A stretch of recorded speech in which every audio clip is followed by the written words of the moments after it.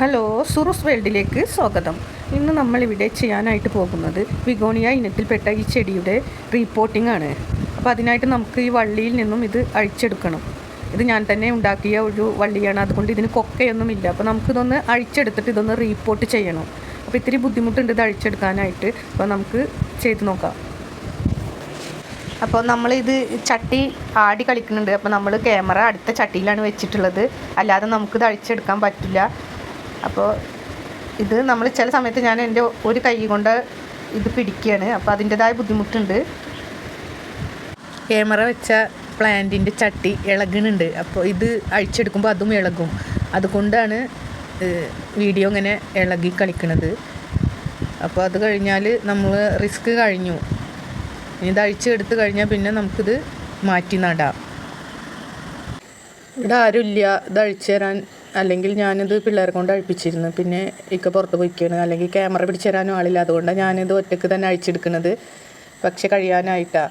നമുക്കിത് അഴിക്കാൻ കിട്ടണില്ലെങ്കിൽ നമുക്കിത് കട്ട് ചെയ്യേണ്ടി വരും. എങ്ങനെയായാലും നമ്മളിത് അഴിച്ചെടുക്കുകയാണ്. ഓക്കെ, അങ്ങനെ നമ്മളിത് അഴിച്ചെടുത്തു. ഇനി നമുക്കിത് നടാം. അപ്പോൾ നടാനായിട്ട് നമുക്ക് ഇനി മണ്ണൊക്കെ ഒന്ന് റെഡിയാക്കി എടുക്കണം.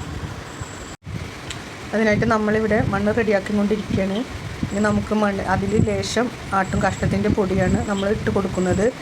അപ്പോൾ ഇതിൻ്റെ മേലെ കുറച്ച് കിച്ചണിലെ കമ്പോസ്റ്റ് നമുക്ക് അതും കൂടെ ഇതിൽ ചേർത്ത് കൊടുക്കാം. ഇത് മൂന്നുമാണ് നമ്മൾ ഇത് നടാനായിട്ടുള്ള മണ്ണിൽ മിക്സ് ചെയ്ത് കൊടുക്കുന്നത്. മറ്റു വളങ്ങളൊന്നും നമ്മളിതിൽ ചേർക്കുന്നില്ല. കിച്ചൺ വേസ്റ്റ് കൊണ്ടുണ്ടാക്കിയ കമ്പോസ്റ്റ് വളം, പിന്നെ നമ്മുടെ ഇച്ചിരി ആട്ടും കാഷ്ടവും. അപ്പോൾ ഇത് രണ്ടും മിക്സ് ചെയ്തിട്ടാണ് നമ്മളിത് ഈ മണ്ണ് ഒരുക്കുന്നത്. പിന്നെ നമ്മൾ ഇച്ചിരി മണലും കൂടെ അതിൽ ചേർക്കുന്നുണ്ട്. അപ്പോൾ ഈ മണ്ണ് ഒന്നിങ്ങനെ തരിയൊന്നും ഇല്ലാത്ത മണ്ണായതുകൊണ്ട് ചീച്ചിൽ വരണ്ട. അപ്പോൾ നമ്മളിതിൽ കുറച്ച് മണലും കൂടെ പൂഴിയും കൂടെ ചേർക്കുമ്പോൾ അത് കുറച്ചും കൂടി മണ്ണൊന്ന് ഡ്രൈ ആയിരിക്കും. അപ്പോൾ അതിന് വേണ്ടിയിട്ടാണ് നമ്മൾ ചട്ടിയിൽ ഇത് കുറച്ച് മണ്ണിട്ടിട്ട് പുല്ല് വേസ്റ്റ് എടുത്ത പുല്ലൊക്കെ നമ്മളിതിൽ അടിയിലിട്ട് കൊടുക്കുന്നത്. നല്ലൊരു കമ്പോസ്റ്റാണ്. ഇനി നമുക്കതിൻ്റെ മേലെ മണ്ണും കൂടെ ഇട്ട് കൊടുത്തിട്ട് നമുക്ക് നട്ട് കൊടുക്കാം. ഇനി നമുക്കിത് ഈ ചട്ടിയൊക്കെ നന്നായി പൊട്ടി നാശമായിട്ടുണ്ട്. അപ്പോൾ നമ്മളിത് ഇനി പുതിയ ചട്ടിക്ക് നട്ട് കൊടുക്കുകയാണ്. ഇപ്പോൾ 2 ചട്ടിയാണ് നമ്മൾ മണ്ണ് ഒരുക്കിയിട്ടുള്ളത്. ബാക്കി ഇനി സമയം കിട്ടുമ്പോൾ ചെയ്യാച്ചിട്ടാണ്. അപ്പോൾ നമ്മളിപ്പോൾ 2 ചട്ടിയിൽ നട്ട് കൊടുക്കുകയാണ്. എന്നിട്ട് നമുക്ക് ഈ 2 ചട്ടി നട്ട് കൊടുത്തത് കയറിൽ തൂക്കിയിട്ട് കൊടുക്കും കൂടെ വേണം. ബാക്കി എന്നിട്ട് നമ്മൾ പിന്നീട് സമയമുള്ളതിനനുസരിച്ചിട്ടാണ് ചെയ്യുക. അപ്പോൾ ഈ 2 ചട്ടി കുറച്ച് ദിവസം കഴിഞ്ഞാൽ നന്നായി നിറഞ്ഞ് മുറ്റായിട്ടുണ്ടാവും.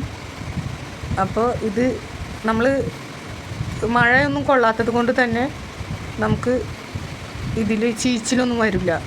നന്നായി പിടിച്ച് കിട്ടും. നമ്മൾ തൂക്കിയിടുകയാണല്ലോ.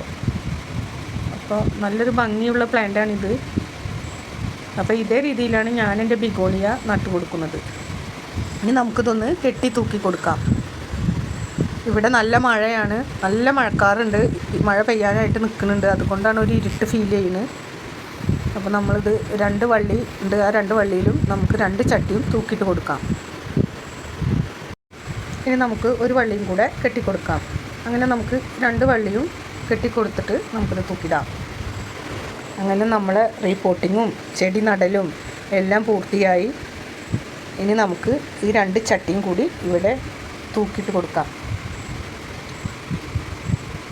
അപ്പോൾ എൻ്റെ ചാനൽ കാണുന്നവർ ഇഷ്ടപ്പെടുകയാണെങ്കിൽ ഒന്ന് ലൈക്ക് അടിക്കാനും കമൻറ്റ് ചെയ്യാനും, സബ്സ്ക്രൈബ് ചെയ്യാത്തവരാണെങ്കിൽ ഒന്ന് സബ്സ്ക്രൈബ് ചെയ്യാനും മറക്കരുത്.